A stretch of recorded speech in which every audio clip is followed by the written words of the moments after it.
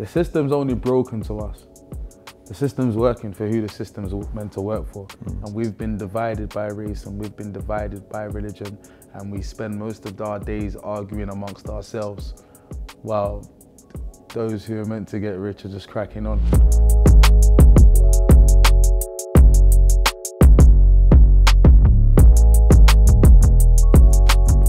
Hi, I'm Fred, you're watching Enemy, and I'm here today with Ghetts. Ghetts, how are you doing? Oh, go on, Fred. It's good to see you, man. You good? First thing I wanted to say is congratulations on the MOBO Pioneer Award. Thank you, Fred. What was that moment like? Because that's a significant landmark event. Yeah, as you said, I felt like a landmark, felt like a checkpoint in my career, felt like something inspiring to even leap off and towards something else. So yeah, it was a moment. And you had your parents up there as well? Yeah, because I feel like, well, it was strange. I was going to go up by myself, Fred, yeah. And I looked at my parents. I looked at my mum. I said, Mum, you want to come up? Mum was like, yeah. I didn't know she was going to come up. Yeah, you didn't realise. I didn't even realise. But for me, it was like, you know, it was that moment that I knew maybe my mum didn't come up with me, I would regret that later in life. You know what I'm saying? Yeah. I think that's like going to be something amazing to look back upon. Especially when she's featured prominently in your music as well. Yes, you know. yeah. The last two albums, you've had some really powerful quotes from her in there. Yeah. What's the experience like of getting really close family members on board in your music and having that kind of creative legacy for you to look at? I guess I really want to show people what's really important to me. You know what I'm saying? Like sometimes when you do music, or some people kind of look at you like you're different from them, but we're not. We're the same. Like, we both kind of appreciate the same things. We all kind of appreciate the same things in life and whatnot, you know what I'm saying? We're here today to obviously talk about On Purpose with Purpose, which is an amazing project. I'm a massive fan of it. Thank you. One of the first things I wanted to talk about is the sequencing and the structure of the project, because I feel like with Conflict of Interest and with other previous projects, is something that comes through that's really important. Can you talk me through why you decided to structure it the way that you did? Oh, I wanted it to feel like a journey again. I always wanted the music to feel like it's almost a movie. Do you know what I'm saying? And give the listener, provide the listener with a unique understanding of maybe just even my thought processes or what's going on in my life, but also not making it super preachy and still making it really enjoyable. Do you know what I'm saying, for the listener? So once again, I've got a long-time collaborator and friend, TJ Amadi, on the sequencing, not just because, but one of the reasons is because he has a unique understanding of me as a person that goes beyond music. And I think that's important when we're collaborating sometimes, because sometimes we kind of work off presumptions and assumptions of how somebody may be, or sometimes it's quite far from the truth. And the way that it is set up, you've got your two interludes within there, and then it's kind of three sections, right? Yeah. And the way I sort of read it was that first 8 tracks, it feels like a kind of continuation of Conflict of Interest, and then it kind of veers off in a different direction. How do you view the relationship between the two albums? There definitely is a relationship between the two, because I never stopped recording after Conflict of Interest. Literally, I was in the studio, it was at number 2 or whatever. I was in the studio at the time working on new music.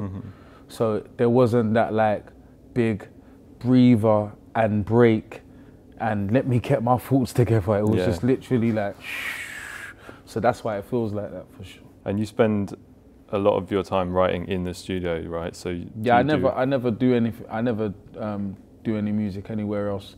Just in the studio. I feel like it's at the purest moment for me when I have these thoughts and I can deliver it. I shouldn't say can't, because the tongue's powerful and I don't want to say can't, but I don't do any writing at home or anything like that. Because I get all the beats, I'm very involved in my production process.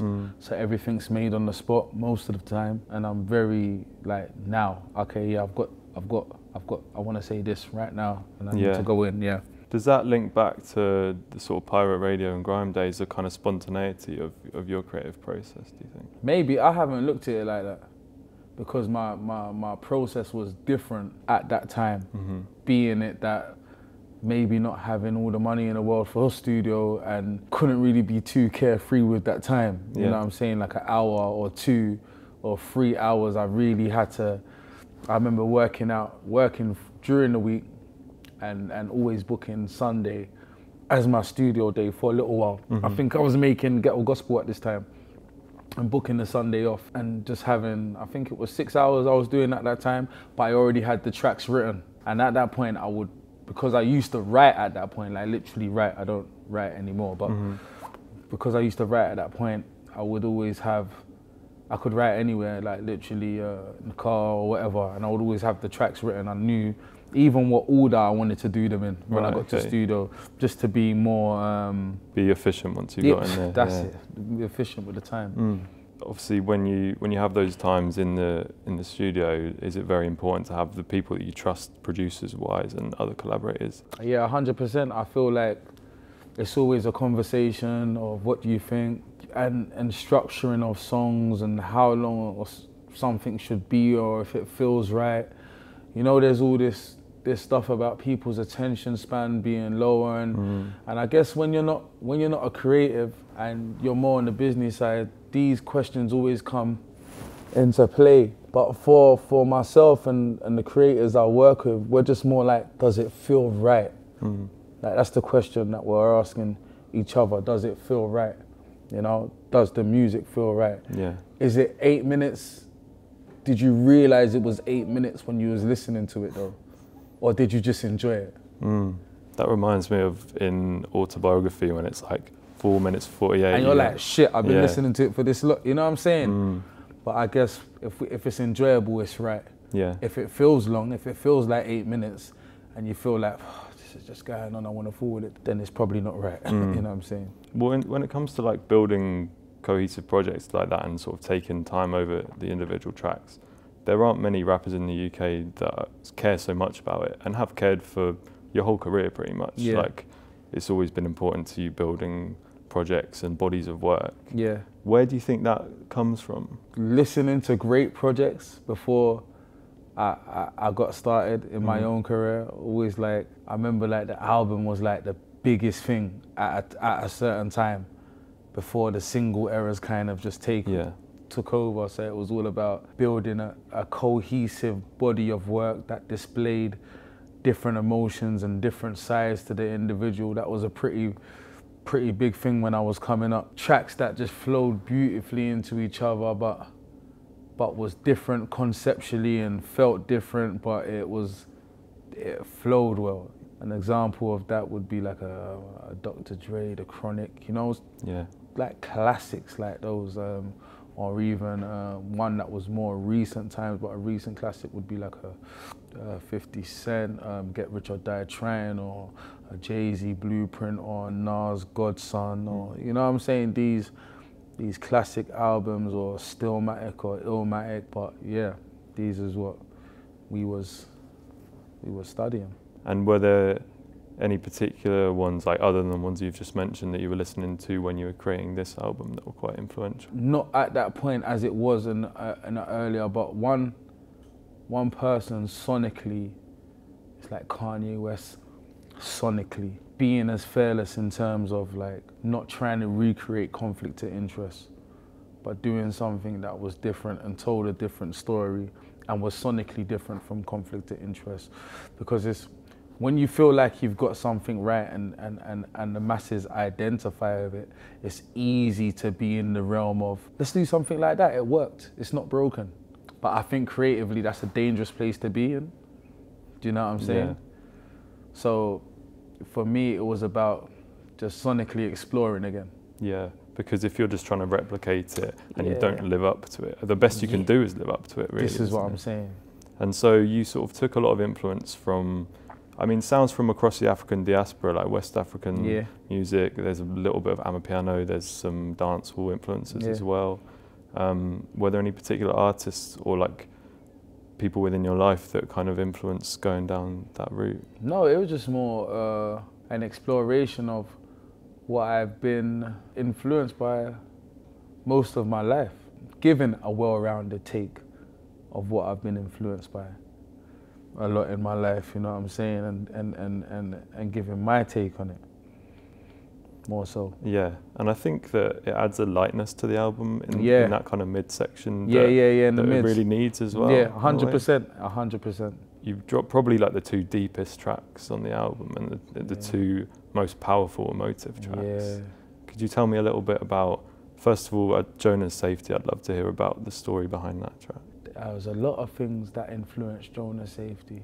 The beat being the first, like Reese, a long-time collaborator and friend again. He was in one of the rooms here, and I was just going from room to room one day. He's like, I've got a loop for you that I've just been cooking. I was like, play it. Within the first minute, I had the first 2 lines. I don't know why that just came. And I was like, within that 2 lines is a powerful concept that needs further research. I'm gonna leave it right there. I just left it. And then I started looking into where I would go with this, because I wanted to be respectful, because it's hard being a man to have a full rounded view of what a woman might go through postnatal depression. Still couldn't really, you know what I'm saying? I'm probably just scratching the surface as a male, as much as a male could understand. Yeah, Mrs. being a social worker as well, had some form of factual information that I could reach for right there, you know what I'm saying? When I was asking questions, and obviously her being a woman as well, he doubled up on the information. And then, yeah, I revisited it again. I never had a hook for ages. And I knew I wanted Pip Millett on the song. And Pip Millett came down, and she had something, but it was more like a beautiful bridge. And I was just sitting there and I was just like, rock-a-bye, Pip. And then it just came to me straight away. And then I gave it to Pip, and Pip just sung it beautifully. And that's how that really came about.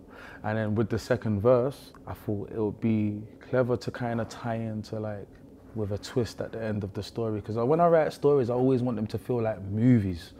So when you as a listener, you can see it. You know what I'm saying? You take you scene by scene with the twists and turns that you might not even see coming.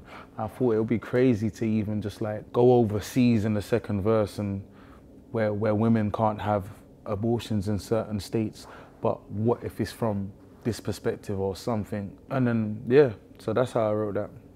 It's such a powerful song. Like, I had goosebumps the first time I was listening to it. You. And Pip Millett adds that kind of pain in her voice. 100%, she's right there, right there. Yeah, agreed. It's part of a broader thing across the album of kind of exploring social and political issues in a deeper way than I think you ever have done on previous albums. Yeah, I definitely wanted to push my writing to a new place that I haven't been before. Or even like, I was just looking at rap itself and feeling like for the last few years, I could be wrong, but from what I've heard, it's been in a very safe space. Like in terms of like, okay, this is cool, this is what we're gonna rap about, this works. Like I wanted to be more fearless than that works. Let's talk about something real, but without making it sound super preachy or boring, but more relatable than anything. Let's touch on something that's really real and authentic. Yeah, and it's a tough balance to strike. Yeah. Without being preachy. Yeah. But I think, again, Double Standards, another track where you do that really well, especially considering the range of different issues and ideas that you touch on in that. Yeah. One particular bit that I find interesting is talking about the line about Steve Jobs not letting his children use an iPads. I saw that somewhere. I think and that actually proper struck me. It's kind of a comic line because you say, and my kids think that I'm bad. But it also captures the idea that, you know, you're trying to raise children in a really difficult, unjust world. And I wonder, like, how do you try and prepare them for that world? It's crazy, bro, because I'm still learning. Like I'm still fairly new at this parenting thing, and I feel like I try and just have, especially with my 11-year-old, I try and conversate with her and not tell her stuff. I try and have conversations instead of being like da da da da da da da da. I like to tell her why I think this is this why, and see what she thinks about this, and then we conversate, because I just feel like children are much brighter than we think they are. Do you know what I'm saying? Much more alert than they think they are. Their brains are like sponges, way more than ours are. You know what I'm saying? And they can take in different things. And in terms of like the political aspects of it, do you feel like that's something that you've become more comfortable talking about than you used to? I just feel like I talk about it in more depth, and where I might have touched on lines and places, whether that's in Ghetto Gospel when I was 21, talking about trapped in the system, but that was from a perspective that people would expect from a young boy coming from where I'm coming from, and being incarcerated at a certain time or whatever. I kind of think people would expect that. Maybe not in that way, maybe more like a fuck the system way, but still, I don't think it was out there for the time, but not like how I'm packaging it now. And a way that like, crossed into, you know, your life outside of music is you donated the video budget for laps to your local athletics centre. First of all, what's the significance of that place to you? But also, how have you seen Newham change in the years since you were growing up there? Newham's changed a lot. It's like, apart from aesthetically, the vibes even just changed. You know what I'm saying? It's a much darker place. When I was growing up there, and the significance that Beagles has is that I didn't even know at the time. It's not until my mum watched the news. My mum was like, I ran for them as well. Oh, really? That's amazing, you didn't even know that. So that's crazy, like mum ran for them. But other than that, that was on my actual road growing up. The first location was on my road. Is like austerity and cuts that have taken place in that area, is that something that you're very passionate about? Passionate might be a strong word. Okay. If I'm being super honest with you, I'm just more like, if I'm in a position to help and I want to help. But I just feel like we all need to have this attitude. I was just saying in one of the interviews earlier, the system's only broken to us. The system's working for who the system's meant to work for. And by us, I don't even mean race. I said that earlier, I don't mean race, but we are poor people, like, and the system doesn't favor us. And we've been divided by race, and we've been divided by religion, and we spend most of our days arguing amongst ourselves, while those who are meant to get rich are just cracking on. And that's just the honest truth. And my thing is now just like, let's help ourselves. That's just it. Like, let's just help ourselves. I'm like tired of crying about like the system and the highest this and the highest that. It's just working just fine for who it's meant to work fine for. It's just not us, unfortunately, you know. But you've got yourself to a position where your voice is a really important and powerful mechanism. Exactly, and that's why I'm acknowledging that sometimes I'm gonna say some stuff. You've spoken before about the strangeness of kind of only gaining like wider appreciation for your music maybe 15, 16 years into your career. What are the benefits of that wait? It almost becomes like the saying, the cream will always rise to the top. My career is kind of testament to that. Or the power of consistency is testament to that also. And I just feel like, well maybe I was just a little bit ahead at a time. Maybe I was just a little bit ahead, and people just needed time, you know what I'm saying? And that's fine, because everything is how it should be, and everything will be how it's meant to be. And over that time, one thing that I think has really marked you out as an artist is your use of your voice as an instrument. I like that you said that. That's something that really comes through to me in a lot of your work, and I'd love to know like where that first came from, where you first recognised that ability to kind of change up the pitch, the tone, the delivery and the speed and everything, and how you worked on that skill. It was from like studying a lot of great singers and instrumentalists,